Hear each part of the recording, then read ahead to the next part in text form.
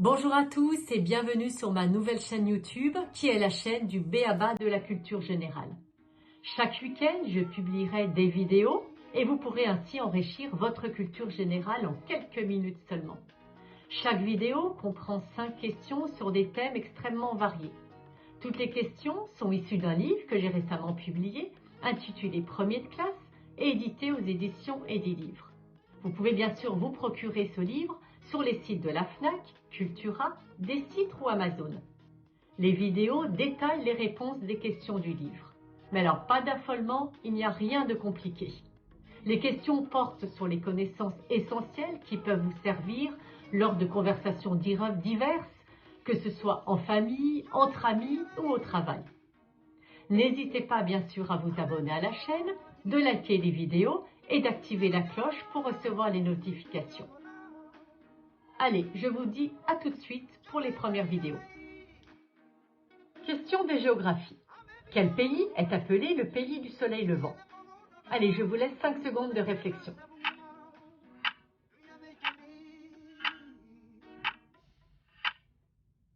C'est le Japon qui est surnommé ainsi.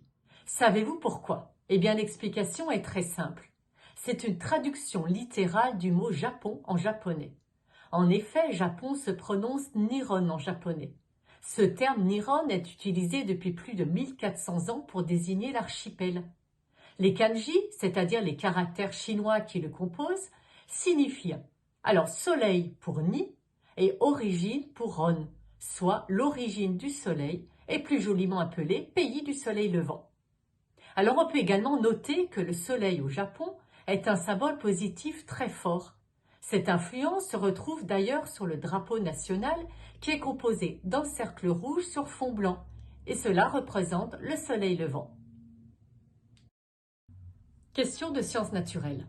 Quel animal est le plus meurtrier pour l'homme? Je vous laisse 5 secondes de réflexion.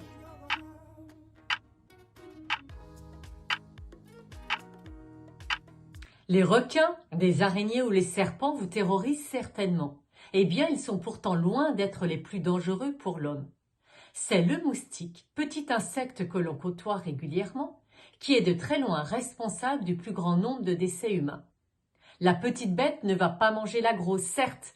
En revanche, c'est peut-être elle qui va la tuer. Les moustiques sont en effet le vecteur d'agents pathogènes, transmettant à l'homme par ses piqûres des maladies mortelles. D'après l'Organisation mondiale de la santé, le paludisme transmis par le moustique Anophèle tue en moyenne plus de 660 000 personnes par an. Les moustiques Aedes, transmettant la fièvre jaune, tuent plus de 52 000 personnes par an. La dengue fait 22 000 victimes par an, ou encore le chikungunya. Chaque année, leurs piqûres causent donc plus de 1 million de décès, essentiellement en Asie, en Afrique et le sous-continent indien. Alors cet insupportable petit insecte au bruit entêtant est une véritable arme de destruction massive. Alors soyez prudents, c'est l'un des pires fléaux de notre planète. Question de science. Combien de temps faut-il à la Terre pour faire le tour du Soleil? Je vous laisse 5 secondes de réflexion.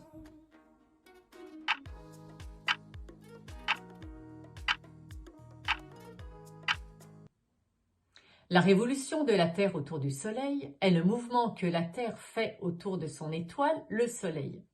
Ce mouvement suit une sorte de cercle étiré, appelé ellipse. Un tour complet dure 365 jours, 5 heures et 46 minutes. Une année de notre calendrier compte 365 jours. Alors pour rattraper cette différence de 5 heures et 46 minutes, il est nécessaire d'ajouter un jour tous les 4 ans. Ce sont les années bissextiles. Alors petit rappel, une année bissextile est une année qui compte 366 jours au lieu de 365. Le jour supplémentaire est le 29 février, alors que ce mois compte habituellement 28 jours. Mais ce rattrapage ne compte réellement que 23 heures et 4 minutes. Il faut donc encore compenser cette petite différence de 56 minutes. Aussi, les siècles ronds, comme 1800, 1900 ou 2000, ne sont pas bissextiles, sauf s'ils sont divisibles par 400. L'année 1900 n'a donc pas été une année bissextile, en revanche, l'année 2000 l'a été. Alors c'est la méthode de calcul utilisée par les scientifiques afin d'ajuster la durée d'un tour de la Terre à notre calendrier grégorien. Je vous l'accorde, pas forcément très simple. Question de sport. Quelle est la distance d'un marathon? Allez, vous avez 5 secondes de réflexion.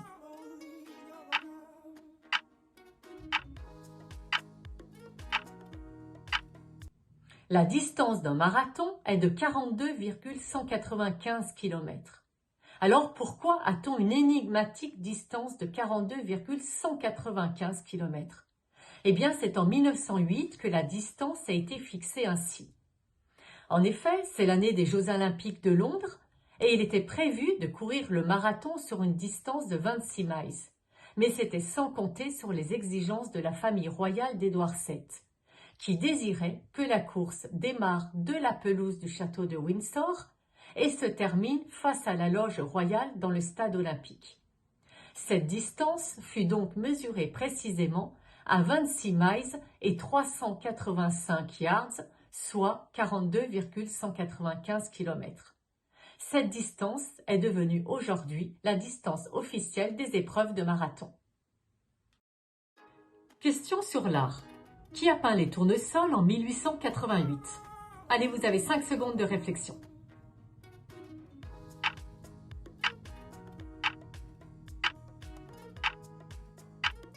Les tournesols est l'œuvre la plus connue de Vincent van Gogh, peintre néerlandais né en 1853 et mort à l'âge de 37 ans.